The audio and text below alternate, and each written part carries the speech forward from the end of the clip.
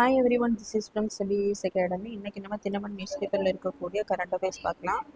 First பார்த்தீங்க அப்படின்னா, சட்டப்பேரவை மூலமே ஆளுநரை தேர்வு செய்ய வேண்டும், உயர்நிலை குழு பரிந்துரை. ஸோ இந்த டாபிக் பார்த்தீங்கன்னா group 1 main syllabus paper 3 centre state ரிலேஷனில் வந்து கவர் ஆகும். ஸோ 1983ஆம் ஆண்டு பார்த்தீங்க அப்படின்னா சென்ட்ரல் கவர்மெண்ட் வந்து ஒரு கமிஷன் போட்டிருப்பாங்க, சர்க்காரியா கமிஷன்.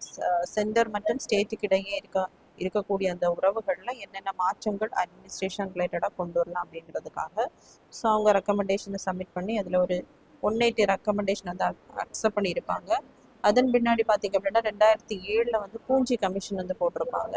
ஸோ தமிழ்நாடு அரசு சார்பாக பார்த்தீங்க அப்படின்னா 1969 ராஜமன்னார் கமிஷன் வந்து போட்டிருப்பாங்க.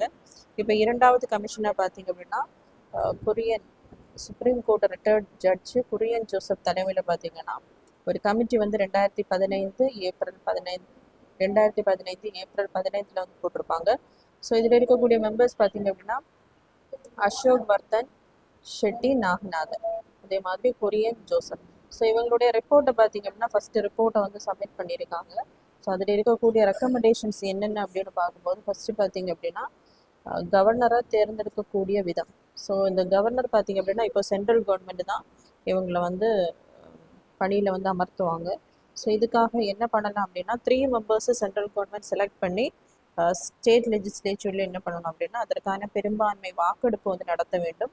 அதில் அந்த 3 பேரில் வந்து யாருடைய பேர் வந்து பெரும்பான்மையுடன் முன்மொழியப்படுகிறதோ அவரை தான் என்ன பண்ணணும் அப்படின்னா கவர்னராக அப்பாயின்மெண்ட் பண்ணணும். அதே மாதிரி பார்த்தீங்கன்னா இப்போ இருக்கக்கூடிய கவர்னர்ஸ் பார்த்தீங்கன்னா வேறு ஸ்டேட்டில் வந்து அப்பாயின்மெண்ட் பண்ணலாம். ஒரு ஸ்டேட்டில் இருந்ததுக்கப்புறம் சேம் ஸ்டேட்டில் என்ன பண்ணலாம், ரீஅப்பாயின்மெண்ட் பண்ணணும். ஸோ அதை என்ன பண்ணணும்னா மாற்றிட்டு ஒரு ஸ்டேட்டில் அவங்க கவர்னராக இருந்ததுக்கப்புறம் வைஸ் பிரசிடென்ட் மற்றும் பிரசிடெண்ட்டாக மட்டும்தான் இருக்கக்கூடிய அந்த வாய்ப்பை மட்டுமே அவங்களுக்கு கொடுக்க வேண்டும். அதே மாதிரி கவர்னரை வந்து நீக்கக்கூடிய அதிகாரம் பார்த்திங்க அப்படின்னா ஸ்டேட் லெஜிஸ்லேட்டிவ் அசம்பிளி கொடுக்கணும். அதில் வந்து அந்த பில் கொண்டு வரும்போது என்ன பண்ணணும்னா 14 டேஸுக்குள்ளே பிரசிடென்ட் அதற்கான ஒப்புதலை வந்து வழங்க வேண்டும்.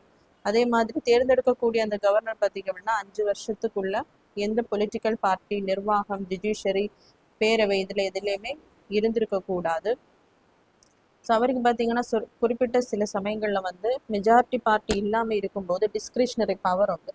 ஸோ அதை வந்து மாற்றணும். எப்போதுமே அவர் வந்து அந்த அமைச்சரவையை வந்து கூட்ட வேண்டும், கலைக்க வேண்டும் அப்படின்னாலும் அந்த கவுன்சில் ஆஃப் மினிஸ்டர்ஸினுடைய அட்வைஸின் படி தான் நடக்க வேண்டும். அதே மாதிரி பார்த்திங்க அப்படின்னா பொது வெளியில் பார்த்தீங்க அப்படின்னா மாநில அரசை சட்டப்பேரவை பற்றி கவர்னர் வந்து எந்த விமர்சனமும் அளிக்கக்கூடாது. அதே மாதிரி இப்போ ஒரு பில்லை வந்து ஸ்டேட் கவர்மெண்ட் பாஸ் பண்ணுறாங்க அப்படின்னா அதில் ஒரு குறிப்பிட்ட காலக்கெடுவிற்குள்ள கவர்மெண்ட் வந்து கவர்னர் பார்த்தீங்கன்னா அதற்கான ஒப்புதலை வழங்க வேண்டும். ஸோ அதற்கான ஒப்புதலை வழங்கலைன்னா அது வந்து அசன் கொடுத்ததாக எடுத்துக்கொள்ள வேண்டும். ஸோ அந்த ரெக்கமெண்டேஷனை சொல்லியிருக்காங்க.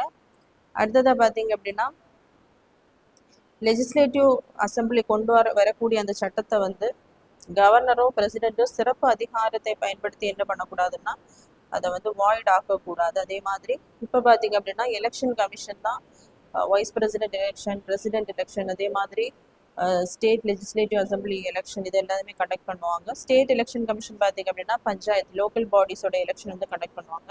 ஸோ இதை மாற்றி ஸ்டேட் எலெக்ஷன் கமிஷன் என்ன பண்ணோம் அப்படின்னா ஸ்டேட் லெஜிஸ்லேட்டிவ் அசம்பிளியோடைய அந்த எலெக்ஷனை வந்து கண்டக்ட் பண்ணணும். அதே மாதிரி ஒரே நாடு ஒரே தேர்தல் அப்படிங்கிறத என்ன பண்ணணும் அப்படின்னா ரிமூவ் பண்ணணும். அது வந்து ஃபெட்ரல் நம்மளுடைய அந்த ஃபெட்ரல் கான்ஸ்டியூஷனுக்கு வந்து எகெயின்ஸ்ட் ஆயிருக்கு. அதே மாதிரி கட்சி தாவக்கூடிய எம்பி எம்எல்ஏக்களுக்கு வந்து 6 வருஷம் வரைக்கும் அந்த போட்டியில் வந்து பங்கேற்க முடியாத தடை விதிக்க வேண்டும். அதே மாதிரி பார்த்தீங்க அப்படின்னா அந்த யூனிவர்சிட்டிஸுடைய அந்த எல்லா கைட்லைன்ஸையும் கொடுக்கக்கூடியது வந்து UGC, university grants commission. So அதிலிருந்து அந்த யூனிவர்சிட்டியை வந்து விடுவிக்க வேண்டும். அதே மாதிரி மெடிசின், தொழில்நுட்பம் இதெல்லாம் பார்த்தீங்க அப்படின்னா ஸ்டேட் லிஸ்ட்டில் வந்து கொண்டு வரணும். அதே மாதிரி கவர்னர் வந்து யூனிவர்சிட்டியினுடைய சான்சலர், வேதர்லன்னா சான்சலராக என்ன பண்ணக்கூடாதுன்னா இருக்கக்கூடாது. அதற்கான ஒரு தகுதியான ஒரு மெம்பரை என்ன பண்ணணும் அப்படின்னா அமர்த்த வேண்டும். அதே மாதிரி நீட் தேர்வு வந்து ரத்து பண்ணணும் அப்படின்னு ரெக்கமெண்டேஷன் கொடுத்துருக்காங்க.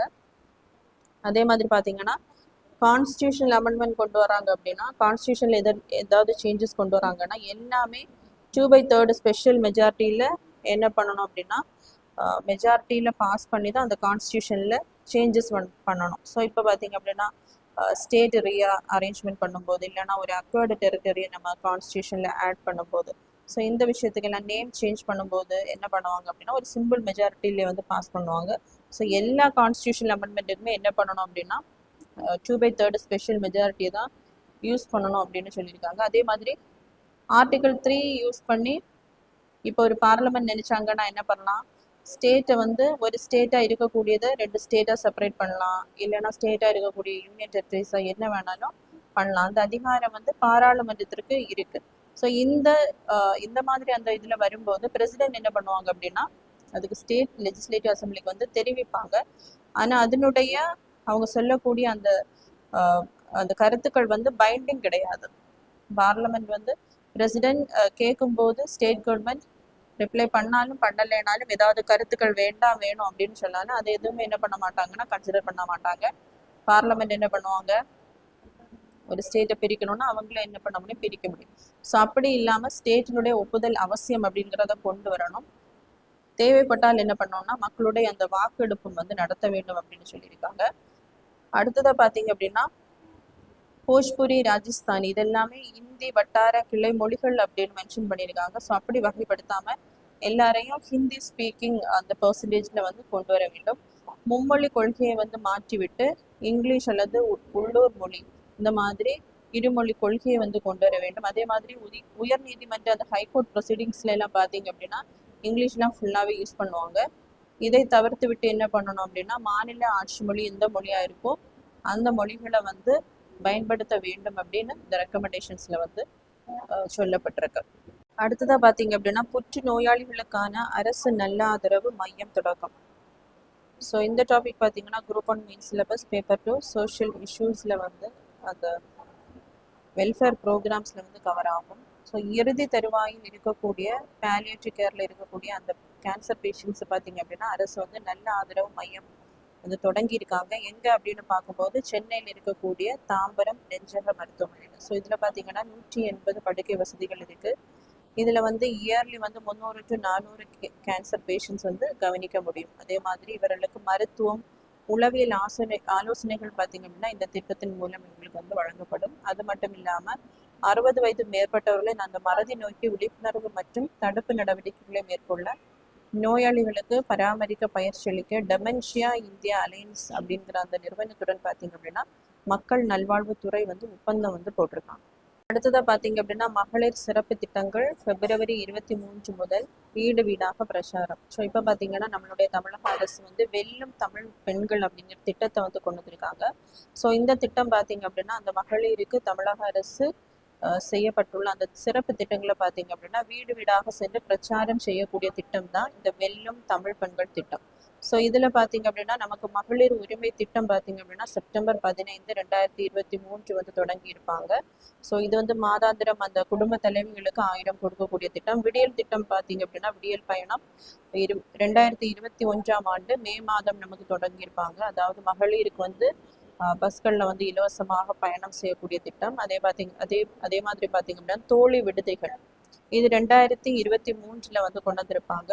அந்த ஒர்க்கிங் விமன்ஸுக்கான அந்த ப்ரொடெக்டடாக இருக்கக்கூடிய அந்த விடுதிகள் வந்து ஜூலை 2023 தொடங்கியிருப்பாங்க. அதே மாதிரி பார்த்தீங்க அப்படின்னா புதுமை பெண் திட்டம் பார்த்தீங்க அப்படின்னா கவர்மெண்ட் ஸ்கூலில் 6th to 12 வரைக்கும் படிக்கக்கூடிய அந்த பெண்களுக்கு காலேஜ் போகும்போது மாதந்தோறும் 1000 கொடுக்கக்கூடிய திட்டம். ஸோ இந்த திட்டம் வந்து மூவலூர் ராமாமிர்தம் அம்மையார் திட்டம் அப்படின்னு அழைக்கப்படும். இதை பார்த்தீங்கன்னா ஃபர்ஸ்ட் கவர்மெண்ட் ஸ்கூலுக்கு மட்டும்தான் இந்த திட்டம் வந்து வழங்கியிருப்பாங்க. அடுத்து கவர்மெண்ட் எய்டட் ஸ்கூலுக்கு கொடுத்துருப்பாங்க. ஸோ இந்த திட்டம் பார்த்தீங்க அப்படின்னா 2022ஆம் ஆண்டு September 5ஆம் தேதி வந்து தொடங்கப்பட்டிருக்கு.